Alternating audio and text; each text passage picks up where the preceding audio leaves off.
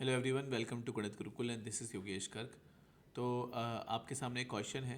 ठीक है, ये जेई मेंस 2022 का क्वेश्चन है। इसे मैंने मेन की कैटेगरी में रखा हुआ है क्योंकि काफ़ी अच्छा क्वेश्चन है। मेरे काफ़ी स्टूडेंट्स इस पे डाउट पूछते हैं।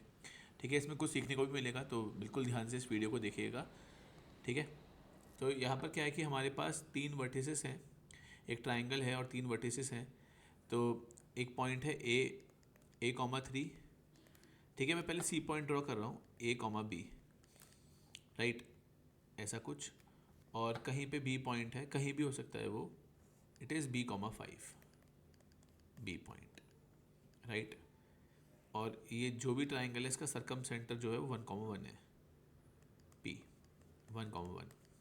फिर ए पी को इंटरसेक्ट किया गया है और ए पी को एक्सटेंड किया गया होगा, it intersects P C at point Q, that's ठीक है। बट द थिंग इज़ कि पहले एक बात बताइए कि ए सी का जो परपेंडिकुलर बाइसेक्टर होगा वो पी से पास करेगा, राइट, ऐसे होना चाहिए। तो ए सी का जो परपेंडिकुलर बाइसेक्टर है वो कैसे आएगा? भाई देखिए, ए सी का पहले तो मिड पॉइंट बताइए। ए सी का मिड पॉइंट क्या आ जाएगा? एक्स तो सेम रहेगा, वाई क्या आ जाएगा? b+3/2। मुझे आप एक बात बताएंगे कि ये लाइन जो होगी, ये इसकी ए सी की स्लोप कितनी हो जाएगी? इन्फिनिटी, क्योंकि b-3/0। तो जो ये परपेंडिकुलर बाइसेक्टर होगा इसकी स्लोप क्या हो जाएगी? ज़ीरो। तो क्या हम ये कह सकते हैं कि x वेरी करेगा लेकिन y सेम रहेगा? और इससे हम एक बहुत बड़ी बात ये नहीं कह सकते कि b+3/2 इसकी वैल्यू 1 हो जाएगी।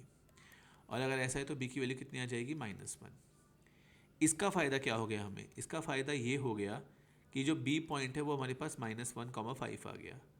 अब बेटा एक पॉइंट आ गया है स्पेसर ट्राइंगल का, और ट्राइंगल का सरकम सेंटर आ गया है। तो इनके बीच की दूरी कितनी हो जाएगी? बी पी कितना आ जाएगा? 1 -1 2 का स्क्वायर +1 -5 -3 का स्क्वायर का अंडर रूट, नहीं, सरकम रेडियस आ गया 4 + 9 का अंडर रूट √13। लेकिन अब इसके आगे कैसे प्रोसीड करें? हो गया काम। इसके आगे अब बहुत कुछ बचा ही नहीं है। इसलिए नहीं बचा है क्योंकि आपके पास बी की वैल्यू आ गई है, ये ए कॉमा -1 हो गया पॉइंट, है ना। आप अभी आपको ए स्मॉल ए और चाहिए, तो वो कैसे निकालेंगे? देखिए, सरकम रेडियस √13 हो गया। आप किसी को भी यूज़ कर लीजिए, या तो सी पी को या फिर ए पी को। तो सी पी को अगर हम यूज़ करें तो a-1 का स्क्वायर प्लस -1 -1 कितना हो जाएगा? -2 का स्क्वायर यानी कि 4। It should be equal to √13 का स्क्वायर यानी कि 13। तो a-1 का स्क्वायर कितना आ गया यहाँ से? 9।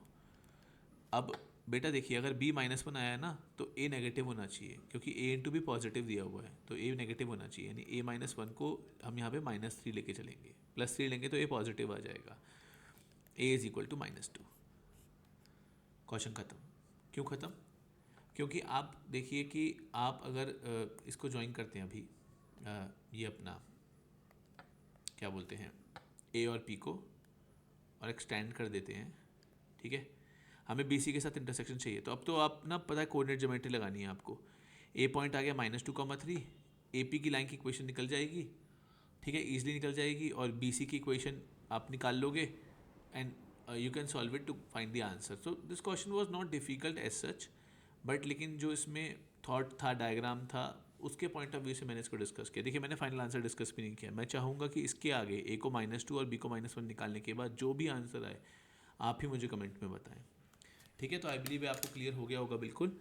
सो I hope it was very clear to you. आपको कोई और डाउट पूछना हो, कोई कंसेप्ट पे, कोई पर्टिकुलर चीज़ पे आप चाहते हो मैं कंटेंट बनाऊँ, तो feel free to ask me. ठीक है, so stay tuned, keep watching Ganit Gurukul. We'll meet in next video.